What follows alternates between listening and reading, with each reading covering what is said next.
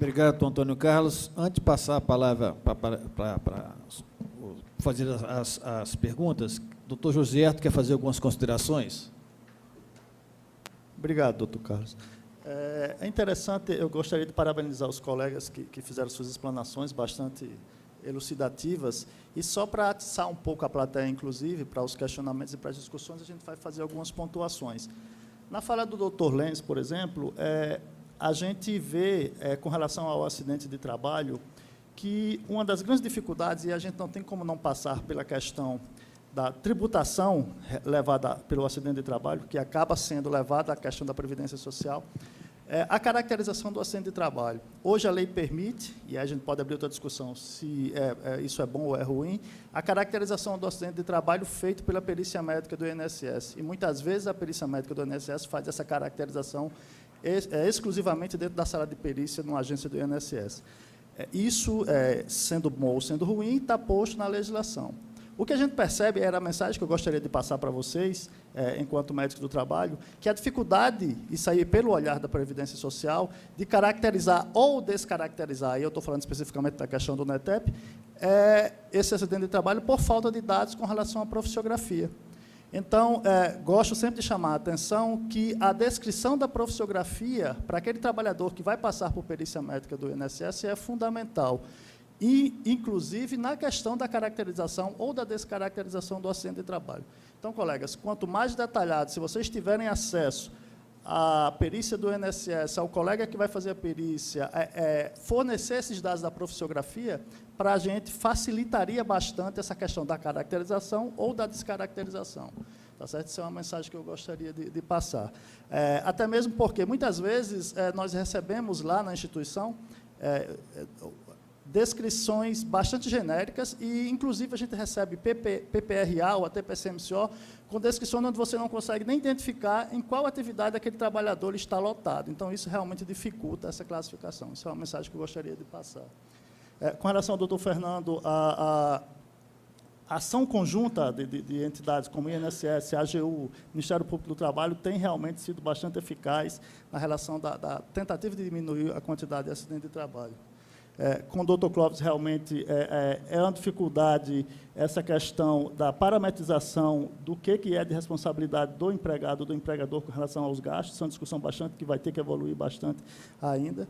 E, finalmente, com o doutor Antônio, assim, é interessante, vocês, enquanto médicos do trabalho, vocês são a porta da empresa, o primeiro contato daquele trabalhador que vai procurar um trabalho sendo uma pessoa com deficiência. Então, essa avaliação de vocês é bastante interessante. O que chama mais atenção, eu acho que vocês precisam estar muito claros na mente de todos, é o seguinte, é a diferenciação de deficiência e incapacidade para o trabalho. São coisas totalmente distintas e tem que ficar muito claro na cabeça do médico do trabalho quando vai fazer aquela avaliação. Tanto é que o INSS, inclusive, tem uma aposentadoria específica para o deficiente, ou seja, a gente tira do mercado de trabalho aquele trabalhador com deficiência, porque o desgaste dele, sair de casa, chegar ao local de trabalho e retornar, é muito maior do que uma pessoa sem deficiência. Então, esse é o primeiro ponto. Deficiência não é incapacidade para o trabalho, que tem que ficar claro na cabeça de vocês. A outra coisa que eu vejo muito, eu participei muito dessa discussão, a apropriação por parte dos mestres do trabalho do conceito de deficiência. Esse conceito foi colocado aí como bem posto pelo colega na explanação, impedimento de longo prazo, interação com longas barreiras. Em linha bem sucinta, o que é que mudou? Eles chamam a atenção agora que vocês têm que se preocupar, aquele impedimento corporal, e aí eu entendo claramente o CID, aquela alteração corporal codificada pelo CID, ela tem uma repercussão, ela tem uma consequência, que são as barreiras. Essa pessoa que é cadeirante, ela tem essa lesão medular e o dia a dia dela vai ser difícil para pegar o ônibus, para subir uma escada. E, em linha geral, esse conceito chama atenção para isso, para vocês, tá certo? Então, a apropriação desse conceito é fundamental, inclusive porque provavelmente tem pessoas aqui que trabalham com empresas que têm as cotas e precisam ser preenchidas, para que o Ministério do Trabalho não aplique multas. Então, isso é bastante importante. Outra coisa que tem que chamar a atenção é a participação, e aí a gente faz a provocação para as entidades médicas nessa discussão. estão realmente, como bem colocado pelo doutor Antônio, tentando desvirtuar esse conceito de deficiência e, efetivamente, excluir a participação do médico na caracterização da deficiência, que, ao meu ver, é uma coisa totalmente insana, porque, senão, você, inclusive, vai estar tirando a oportunidade do real deficiente.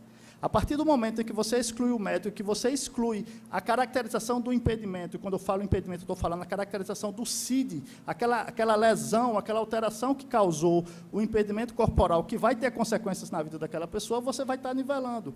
Eu sempre gosto, até em tom de dar um exemplo de que, por exemplo, da forma com que estão querendo fazer na Secretaria de Direitos Humanos, um ébrio, ele vai ser um deficiente, porque ele vai ter suas faculdades mentais alteradas por um determinado momento, e aí, no outro dia, ele poderia, teoricamente, ser enquadrado como pessoa com deficiência, mas, após a cura, a ressaca, no dia seguinte, ele volta às suas faculdades mentais. Então, naquele momento em que ele estaria com as suas faculdades mentais alteradas, ele poderia, inclusive, ser classificado como pessoa com deficiência. Isso é muito temeroso. E a gente precisa fazer presente nessas discussões, tá certo? Porque não existe deficiência se não tiver um impedimento corporal, se não tiver um déficit visual, se não tiver uma lesão auditiva, se não tiver uma lesão de coluna medular, para ser bem prático. E eu queria chamar a atenção para vocês para essa discussão. Obrigado, doutor Carlos.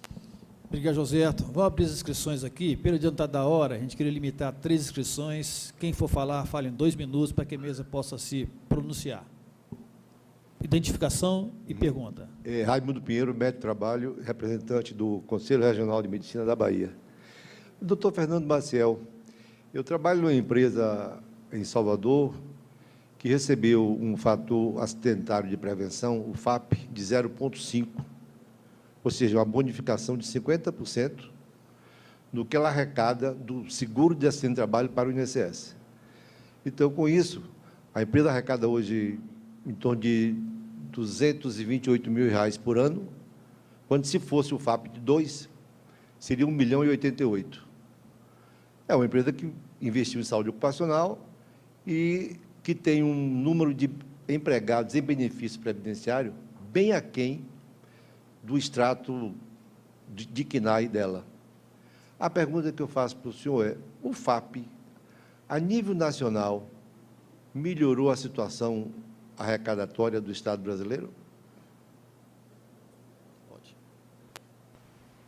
Bom, doutor Raimundo, primeiro a gente tem que salientar que o FAP ele é um instrumento de natureza extrafiscal que tem como objetivo incentivar a empresa, de fato, a investir na prevenção e, por consequência, ter uma bonificação, ou, se ela eventualmente apresentar, né, um nível estatístico de acidentes maior do que a sua média da atividade econômica, ser punida. Então, uma estruturação no bônus-malus.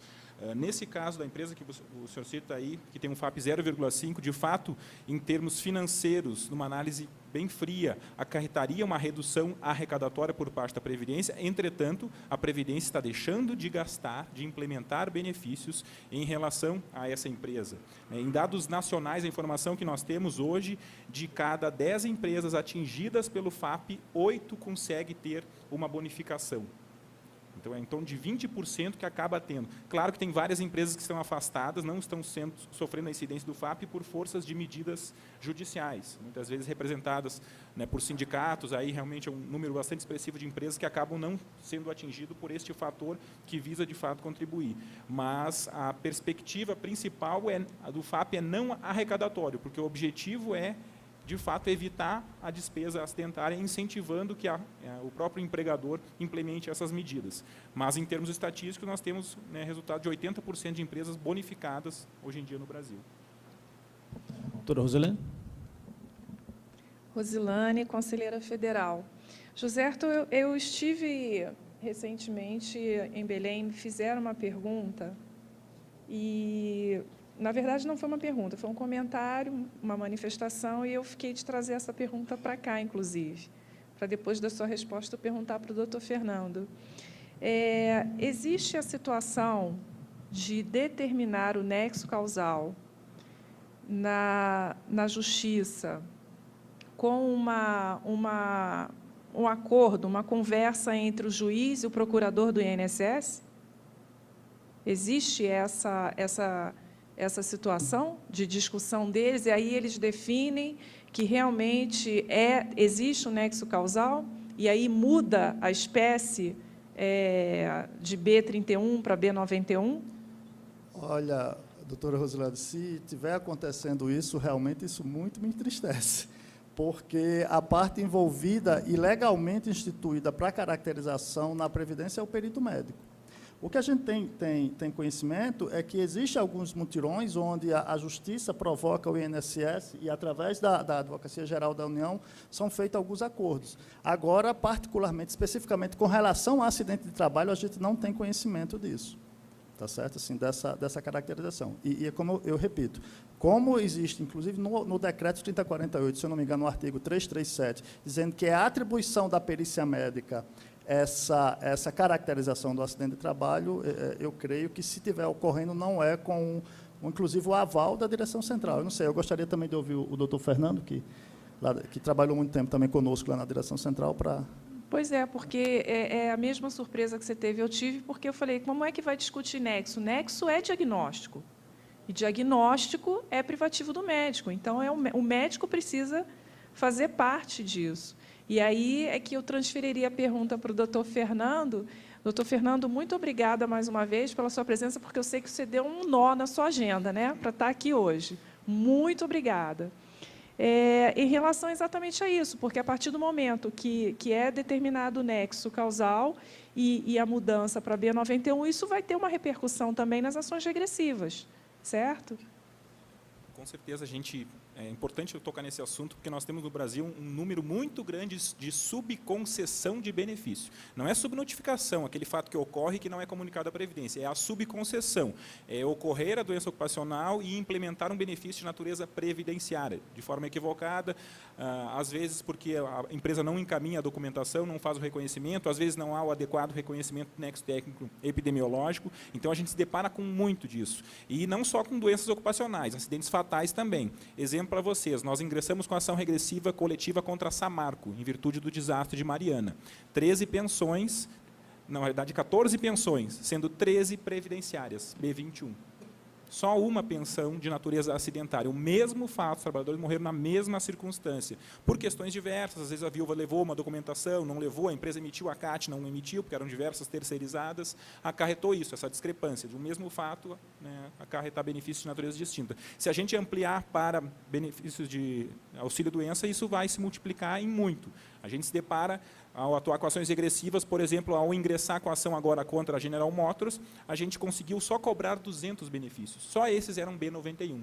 Os restantes, mais de 1.000 benefícios, estavam como natureza previdenciária. O que a gente faz nesse caso? A gente não vai negociar isso em juízo, a gente comunica ao INSS e verifica a possibilidade de internamente proceder à correção da natureza desse benefício e, por consequência, dando ampla defesa à empresa, porque ela vai ter agravado seu FAP, ela vai ter que garantir a estabilidade do trabalhador, então isso é uma repercussão importante. Por isso que eu tenho medo, às vezes, da CAT do sindicato. A empresa não sabe que ocorreu aquele fato e aí, muitas vezes, é surpreendida com benefício de natureza acidentária prejudicando o seu FAP. Ela teria a possibilidade, na esfera administrativa, de impugnar isso e somente depois dessa decisão, e passa pela competência privativa do médico perito da Previdência, que é quem diz se tem incapacidade ocupacional ou não, é que esse benefício poderia mudar de natureza, e não via judicialmente.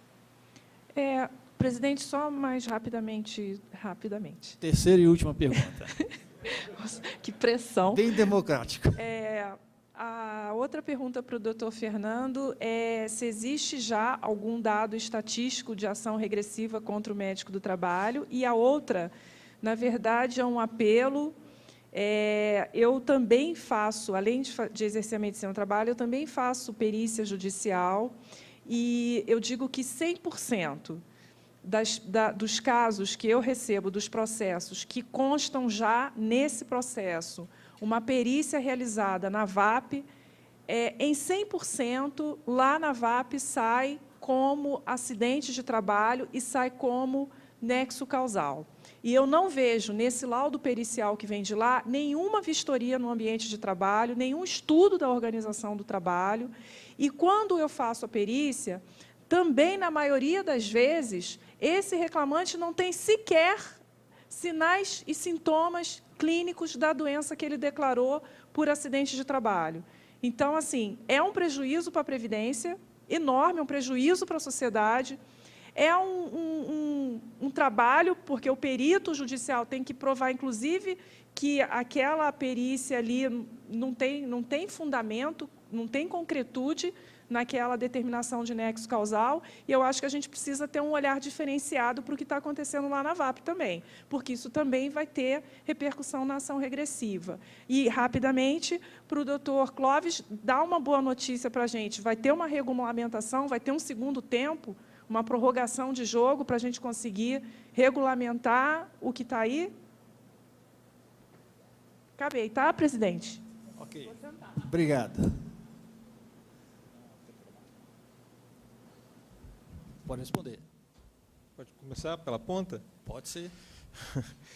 Olha, o que eu tenho ouvido bastante, e tenho certeza que os senhores têm ouvido muito também, há uma previsão de um encaminhamento, pelo menos sempre houve uma previsão do encaminhamento de uma propagada medida provisória para regulamentar alguma questão. Mas o que eu tenho ouvido mais recentemente é que essa medida provisória não virá e que aquilo que está regulamentado é o que vai ficar para não reabrir toda essa discussão novamente e não haver o desgaste, né, em relação à reforma trabalhista acima do que já houve.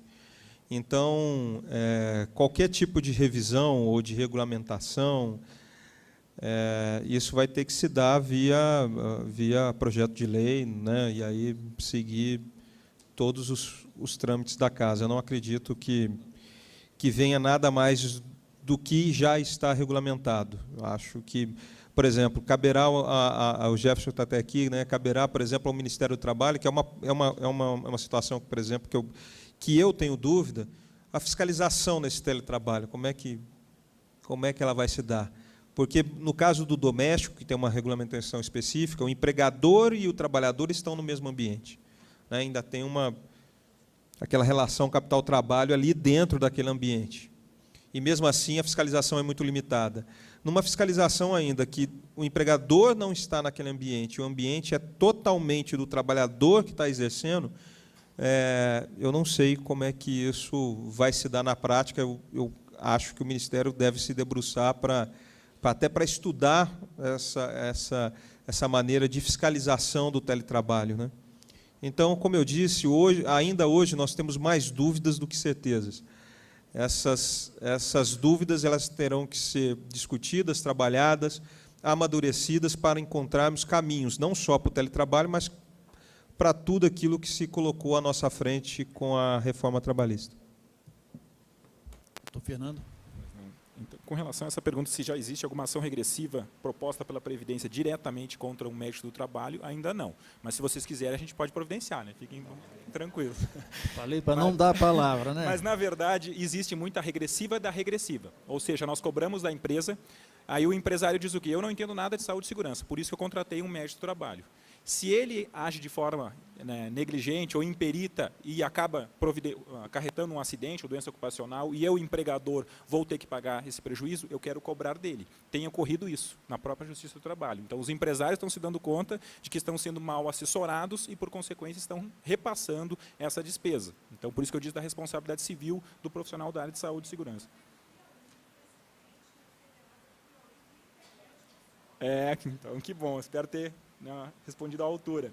E com relação a essa questão das ações acidentárias, nós nos deparamos muitos casos, por exemplo, no ABC Paulista, de ações acidentárias que o INSS responde para conceder benefícios, né, de natureza acidentária. O que muitas vezes a gente faz? A gente chama a empresa para o nosso lado. A gente diz, o seu funcionário está dizendo que sofreu uma incapacidade fruto de uma doença ocupacional, fruto de um acidente de trabalho, e se isso for reconhecido, vai prejudicar no seu FAP e nós vamos entrar com uma ação regressiva contra você. Você quer nos colaborar com esse processo previdenciário e mostrar que não há nexo causal nesse caso concreto, são fatores alheios? Muitas empresas têm aderido a isso. Então, antes da ação regressiva, na própria ação acidentária que o trabalhador propõe contra a Previdência, a gente já consegue, né, uma contribuição da empresa e até mesmo a possibilidade dela ter ampla defesa e contraditório para depois não sofrer essa responsabilidade. Doutor Lance.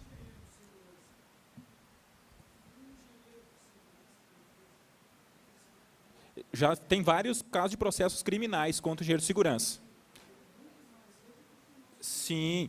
Na verdade, a responsabilidade criminal ela pode atingir qualquer profissional da área de saúde e segurança, engenheiro, técnico, médico do trabalho, e pode chegar ao gerente e o dono da empresa. Se mostrar que o médico apontou a irregularidade e foi subindo em níveis e ninguém tomou providências, vai ser o dono da empresa que vai responder criminalmente.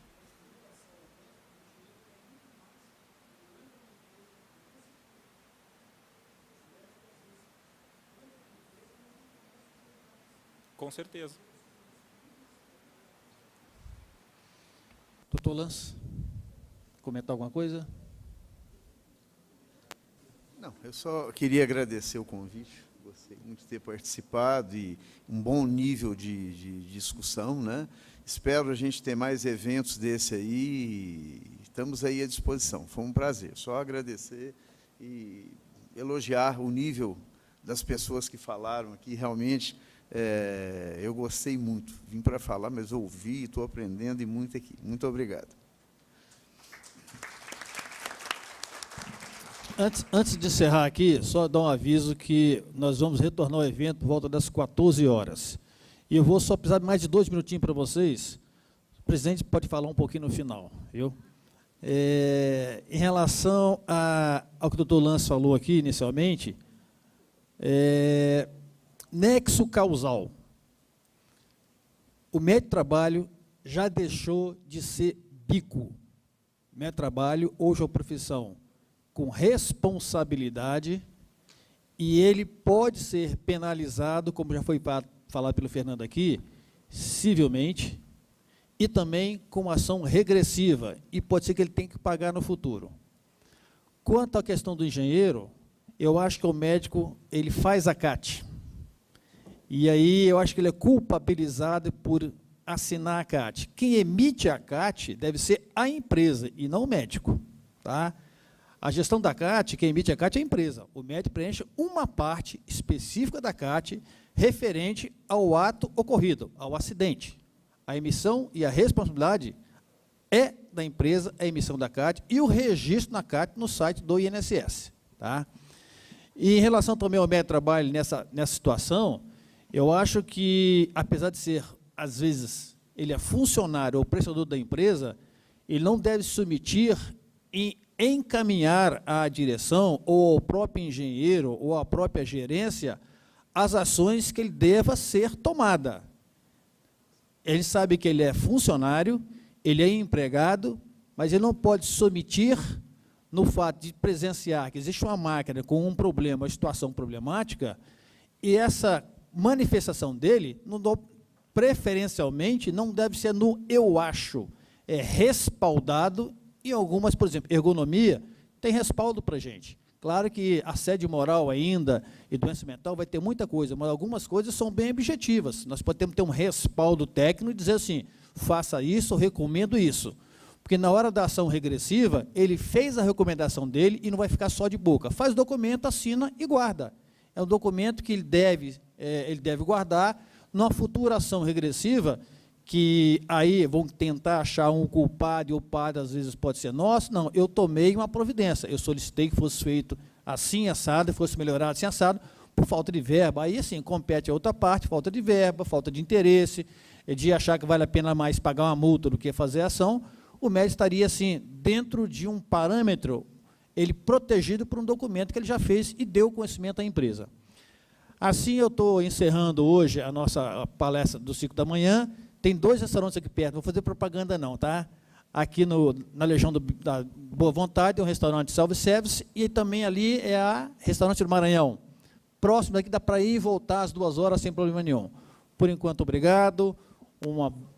Doutor Carlos, se me permite, a coordenação Desculpe, então. sugeriu o sorteio aqui do livro Atestado Médico Falso Verdadeiro. Eu vou... Do doutor Raimundo Foi Pinheiro. cedido ao doutor Raimundo 5 livros aqui do atestado médico do CREMESP. Tá? Doutor Alceu José Peixoto Pimentel. Doutor Alceu, está presente? Está com o livro garantido aqui.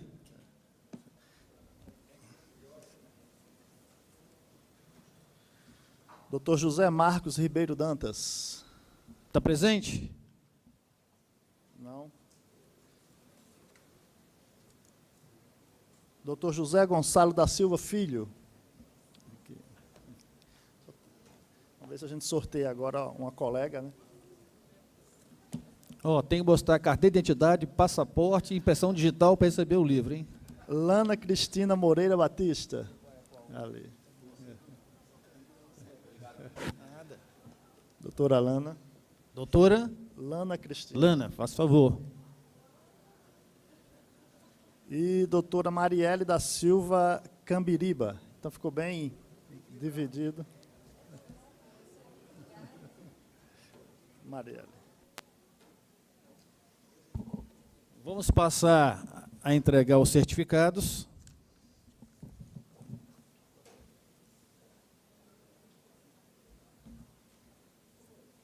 E às 14 horas a gente retorna para os trabalhos. Obrigado, boa tarde, hein?